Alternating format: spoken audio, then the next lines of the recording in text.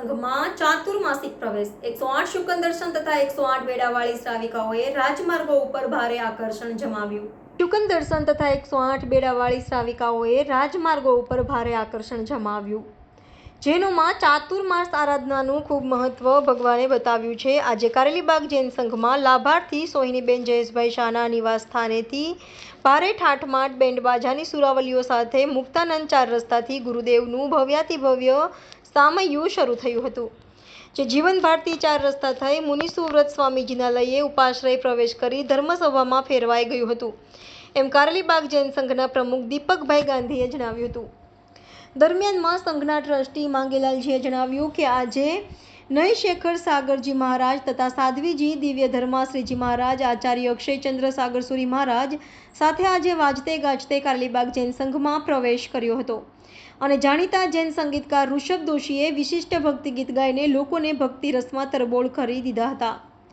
આજે કારેલીબાગ જૈન સંઘમાં આચાર્ય શ્રી પૂર્ણચંદ્ર સાગર શ્રી મહારાજ સાહેબ, જેઓ અલકાપુરી જૈન સંઘમાં 15મી તારીખે પ્રવેશ કરવાના છે, તેઓ પણ પોતાના શિષ્ય રત્ન આચાર્ય અક્ષયચંદ્ર સાગરસુરી મહારાજના ચાતુર્માર્ગ પ્રવેશમાં ખાસ વિશેષ નિશ્રા પ્રદાન કરી હતી। વધુમાં જૈન અગ્રણી દીપક શાહે જણાવ્યું હતું કે કારેલીબાગ જૈન સંઘમાં કંઠાભરણ તપ સામૂહિક રીતે કરાવવામાં આવશે, જેમાં 21 ઉપવાસ અને 17 બિયાસના, 2 છઠ અને 1 અઠમનો કરવામાં હોય છે।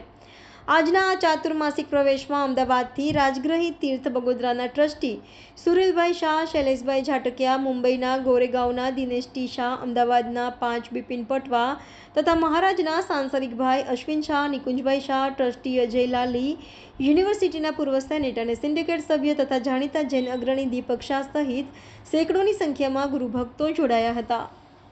આજે કારેલીબાગ જૈન સંઘમાં અમારા જયેશભાઈ શાહ પરિવાર તરફથી એમના ઘરેથી સાહેબનો ચાતુર્માસ પ્રવેશ થયો છે।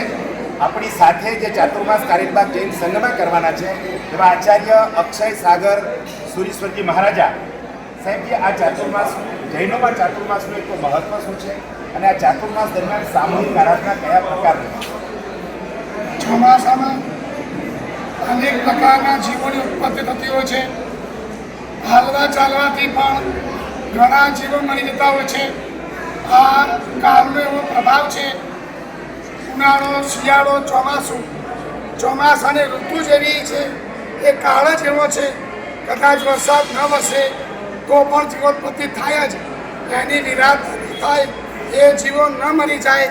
નાનામાં નાના જીવોની પણ ભગવાન મહાવીર પ્રભુએ અતિશય દરકાર કરી છે અને ભગવાન મહાવીર પ્રભુએ એટલે જ કહ્યું કે ચોમાસામાં બને ત્યાં સુધી ક્યાંય પણ દૂર જવું નહીં। મુનિ ભગવંતોએ, સાધુ સાધ્વી ભગવંતોએ એક જ સ્થાનમાં રહેવું જોઈએ અને ગૃહસ્થોએ પણ બને ત્યાં સુધી ક્યાંય પણ બહાર નીકળવું ન જોઈએ।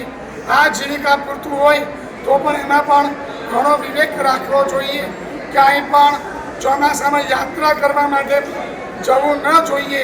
ભલે પોતે કદાચ વેપાર કરવા માટે જતા હોય તો પણ ધર્મ માટે ન જવું જોઈએ। આવું મહાપુરુષોનું વચન છે। માટે અમે પણ ચોમાસાના 4 મહિના સ્થિર રહીએ છીએ અને સ્થિર રહેવાથી અનેક લોકોના પરિચયો થાય છે, એ બધા ખૂબ માને છે અને ધર્મમાં આગળ વધે છે। સાહેબ, સંઘમાં કયા પ્રકારના પેલા અનુષ્ઠાન થવાના છે? સંઘમાં અહીંયા ચોમાસાનું વાતાવરણ તપશ્ચર્યા અનુકૂળ હોવાથી અહીંયા અમારે ત્યાં ઉપવાસ એવો હોય, ઉપવાસમાં કશું ખાવું પીવું નહીં, એટલે એ ઉપવાસ ચોમાસા ઋતુમાં વધારે સરળ પડતો છે। આ દિવસોમાં અમે કંઠાભરણ તપ, બહુ મહાન તપ છે, 40 દિવસનું તપ છે। આવું તપ સામૂહિક કરાવવાના છીએ। 300-400 પુણ્યાત્માઓ આ તપમાં જોડાશે એવી ગણતરી છે। બોલો જીને શાસન એવું પુણ્ય છે કે અમને આજે અક્ષયચંદ્ર સાગર સુરીજી જેવા 5 સાધુ ભગવંતો ચાતુર્માસ માટે મળ્યા છે, એટલે અમારા કારેલીબાગ ધન્ય ધન્ય થઈ ગયું છે। બહુ ઓછી મહેનતથી અને એવા ભાવથી અમને મળ્યા છે। અમારા ભલે ઓછી મહેનત પણ ભાવ એટલા ઊંચા હતા, એટલે અમને એવા આચાર્ય ભગવંત કારેલીબાગ સંઘને મળ્યા છે। બોલો જીને શાસન દેવ કી બોલે